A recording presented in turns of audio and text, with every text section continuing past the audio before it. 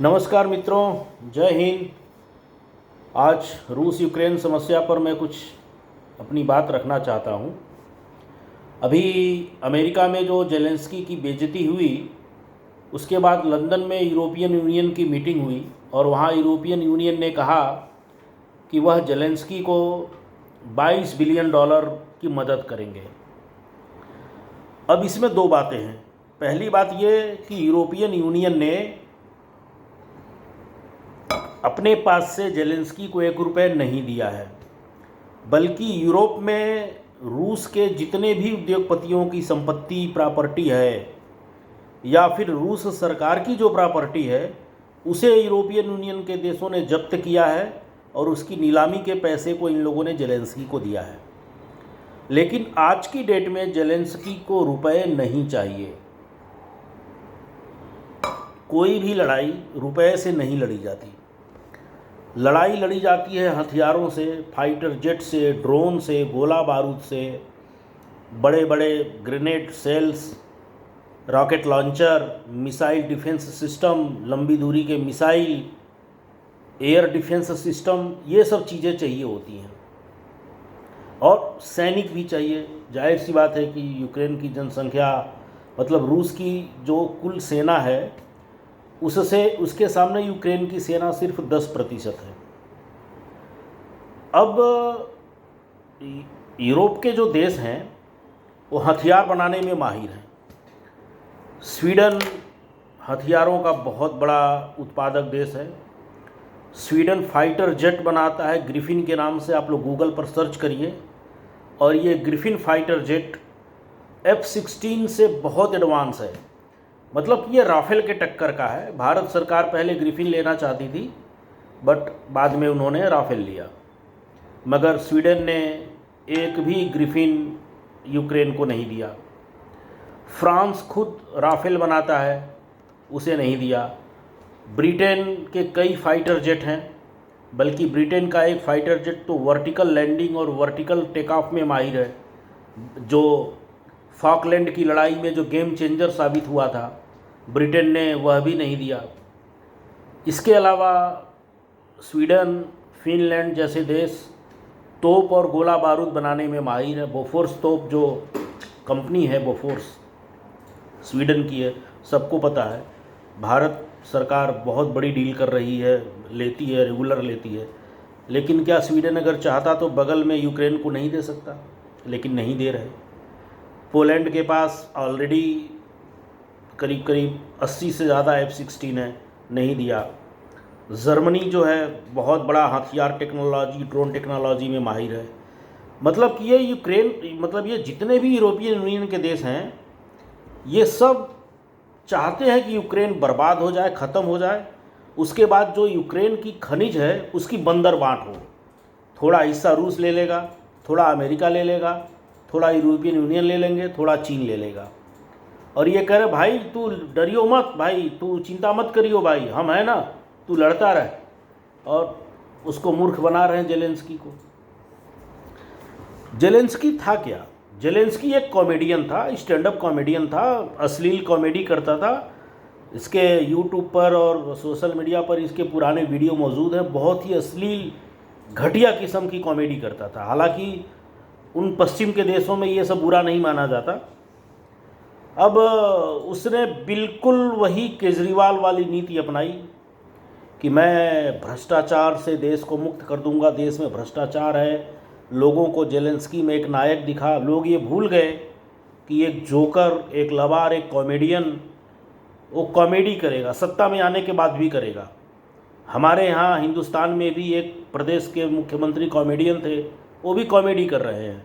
हालांकि उनके मालिक तो लात मारकर सत्ता से भगा दिए गए हैं। आप समझ गए होंगे मैं किन की बात करता हूँ। अरे वही जो सुबह शाम 5-6 पैग और चखना लेकर पड़े रहते हैं, ठीक से चल भी नहीं पाते। जर्मनी गए थे तो पता चला कि वो प्लेन में इतना आपे से बाहर हो गए थे कि उनको प्लेन से उतार दिया गया। तो मित्रों, जेलेंस्की ने ये क्यों किया, ये किसी को समझ में नहीं आता। और ये युद्ध का कोई मतलब नहीं था, औचित्य नहीं था। कुछ लोग रूस को दोषी ठहराते हैं। अरे भाई, रूस का इसमें क्या दोष है? जब रूस ने कह दिया कि भाई तुम्हारी सुरक्षा की गारंटी हमारी है और आप ये नाटो वगैरह के चक्कर में मत पड़ो, लेकिन यूक्रेन ने जिद कर लिया कि नहीं मैं नाटो में जाऊंगा, मैं नाटो में जाऊंगा। अब नाटो वाले ने उसको लिया भी नहीं, फिर भी वो चौड़े हो गया। अरे भाई तुम पहले नाटो में शामिल हो जाते, फिर दादागिरी दिखाते। और नाटो वाले बड़े ख़तरनाक किस्म के देश हैं। ये छोटे देशों पे तो टूट के ख़त्म कर देते हैं, लेकिन चाइना, रूस, भारत जैसे देशों के सामने इनकी कोई औकात नहीं है। आपको याद होगा क्रोएशिया, बोस्निया हर्जेगोविना का जो वो था, उसमें इन लोगों ने, छोटे से देश क्रोएशिया पर काफ़ी हमले किए। लेकिन जहाँ पर ताकत वाली बात आ जाती है वहाँ ये साले डर जाते हैं। अब रूस अपनी जगह बिल्कुल सही है, कोई भी नहीं चाहेगा कि उसके बगल में 20-25 परमाणु बम तैनात हो जाए। कौन चाहेगा? कोई भी नहीं चाहेगा। और दूसरी बात कि जब 1995 में यूक्रेन के पास जो 5000 परमाणु बम थे, तो उनको बुडापेस्ट की शिखर समिति में जब अमेरिका के राष्ट्रपति क्लिंटन थे, रूस के राष्ट्रपति बोरिस एल्सिंग थे, उन सब के सामने उसको सरेंडर उसको दिया गया। उसमें से आधे परमाणु बम अमेरिका ने ले लिए, आधे रूस ने ले लिए। अब उसमें ये सिग्नेचर था कि यूक्रेन की सुरक्षा की जिम्मेदारी अमेरिका और रूस दोनों की है। यानी डॉक्यूमेंट के अनुसार यूक्रेन की जो अभी सुरक्षा है वो अमेरिका और रूस की जिम्मेदारी बनती है। उसके बाद फिर ये हुआ कि यूक्रेन में एक जगह है क्रीमिया, वहाँ पर रूसी मूल के लोग रहते थे। तो यूक्रेन ने उनके साथ अत्याचार करना शुरू किया, उनकी सिटीजनशिप ख़त्म कर दी। उन लोगों ने रूस से मदद मांगी, तो रूस ने इसी बहाने हमला करके क्रीमिया को अपने में ले लिया। तो अब यूक्रेन कहता है कि रूस ने समझौता तोड़ दिया। अब ये देखिए कि यूक्रेन कोई ताकतवर देश नहीं है, ना तो उसके पास परमाणु बम है, ना तो उसके पास कोई बड़ी टेक्नोलॉजी है। हाँ, उसके पास ज़मीनें बहुत हैं, खेती बहुत होती है, गेहूं की बड़ी बड़ी खेती है। मैं यूक्रेन गया हूँ, मैंने देखा है कि वहाँ बहुत उन्नत किस्म की खेती होती है। वहाँ मिनरल्स बहुत हैं, खासकर जो रेयर अर्थ मेटल्स बोलते हैं, लिथियम जो आज बहुत बड़ी डिमांड में है, यूरेनियम, ये सब यूक्रेन में है। उसके बाद से ये क्रीमिया वाला मामला तो सेटल हो गया, रूस ने कब्ज़ा कर लिया, उसको ब्रिज बना के जोड़ दिया। और रूस ने बोला कि भाई ये यहाँ रूसी मूल के लोग रहते हैं, हमने तो जनमत संग्रह करवा लिया, ये लोग रूस के साथ रहना चाहते हैं, तो हमने कोई हमला नहीं किया है। उसके बाद मामला शांत हो गया। फिर बाद में यूक्रेन को ये हो गई कि भाई हम नाटो में जाएंगे। अब मुझे ये समझ में नहीं आ रहा है कि तुम नाटो में जाके क्या कर लोगे। और ये नाटो के देश कभी किसी के हुए हैं? ये अमेरिका कभी किसी का हुआ है? ये तुमको क्या करेंगे? तुम इतिहास से नहीं सबक लेते हो? ये तुमको बचाएंगे? ये कभी चाहेंगे कि उनके ऊपर परमाणु हमला हो?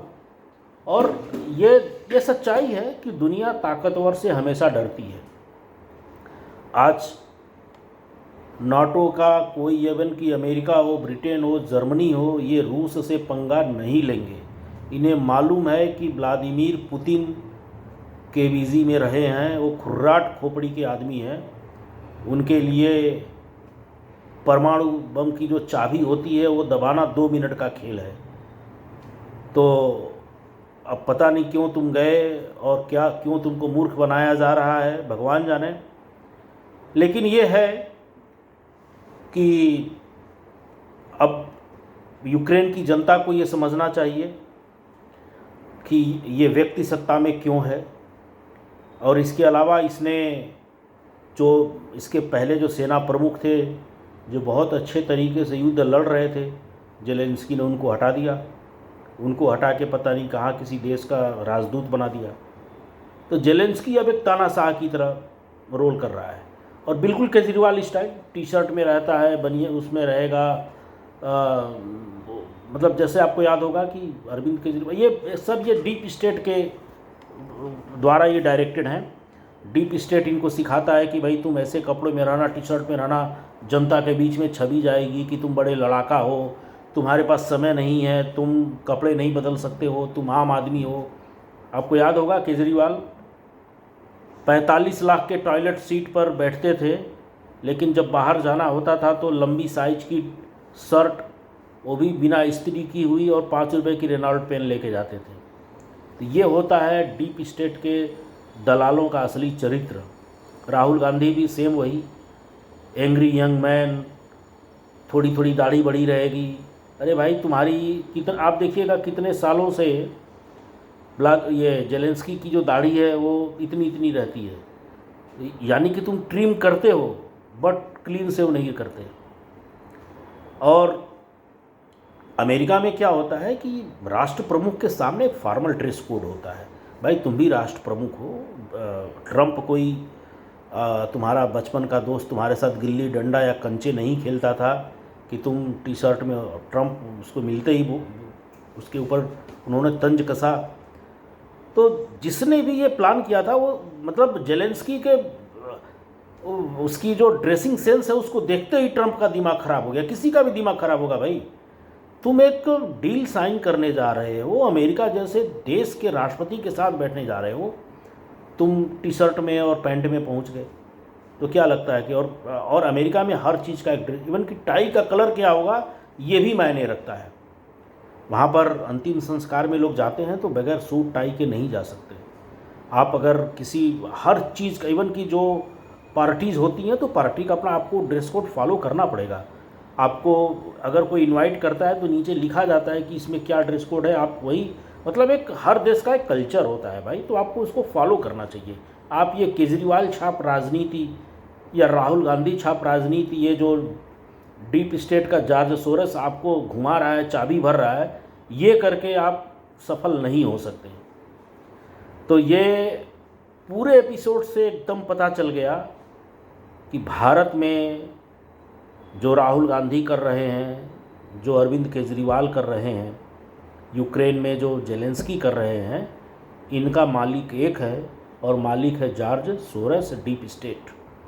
अब अमेरिका में जो ट्रंप हैं, अब उसमें एक है भाई एलन मस्क, वो इनके कहावत है ना कि सीधे नाभि पर वार कर रहे हैं, इनकी पूरी फंडिंग पर वार कर रहे हैं। अभी यूएसएड बंद कर दिया।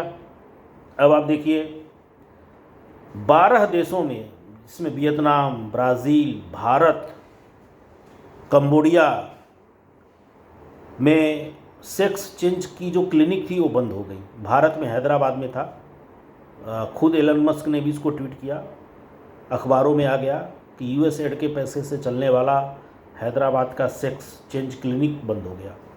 अब आप ये सोचिए अमेरिका को क्या दिलचस्पी है कि भारत में वो सेक्स चेंज के लिए फंडिंग करे। और आपने देखा कि पूरी दुनिया में गे परेड कितने बड़े पैमाने पर आयोजित होने लगे। कौन फंडिंग कर रहा था, क्या स्वार्थ है, आप सोचा आपने कभी? और इतना ही नहीं, जो बातें कोई किसी से कहने में शर्म करेगा, अचानक लोग टीवी चैनलों पर आकर खुलकर कहने लगे। लोग बातें करने लगे कि हम गे हैं, हम टॉप हैं, हम बॉटम हैं, हम लेस्बियन हैं, हम ये हैं, हम वो हैं, हम वो हैं। लोग परेड निकालने लगे, लोगों ने शर्म मर्यादा छोड़ दी और फटाक से सेक्स चेंज क्लिनिक हैदराबाद में खुल गया। जो ऑपरेशन करने का खर्चा 30 लाख रुपए में जाता है वो 5 लाख में, आपके पास पैसा नहीं है तो मुफ्त में करेंगे। लेकिन क्यों करेंगे ये किसी ने नहीं सोचा।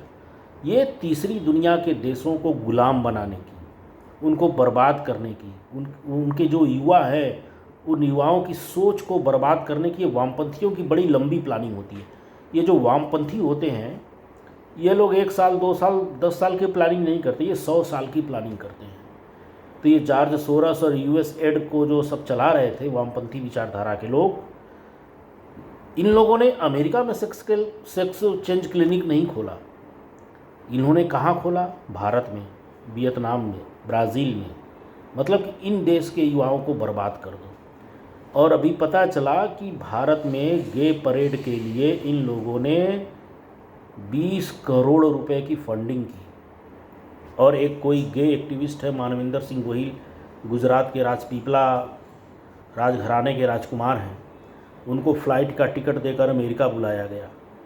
वो कोई शो करती हैं, ओफा ब्रिनफे करके है कोई, उनके शो में उनको वो किया गया, उनको ऐसे दिखाया गया कि जैसे वो एक राष्ट्र नायक है।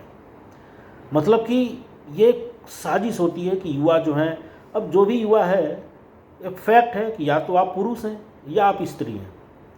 अब अगर आप उसमें third gender, fourth gender, fifth gender, फिर आप पुरुष हो करके भी आप कहेंगे कि नहीं मुझे स्त्री के प्रति आकर्षण नहीं है, यानी कि आप बर्बाद, आप मानसिक गुलाम बन रहे हैं, फिर आपकी आने वाली पीढ़ियां बर्बाद होंगी। तो ये समझिए कि हम सब ने जो अभी मोदी जी को वोट दिया, मोदी जी को प्रधानमंत्री बनाया, तो भारत को, भारत के युवाओं को हम सब ने एक बहुत बड़ी आपदा से बचाया है। ओके मित्रों, जय हिंद, नमस्कार।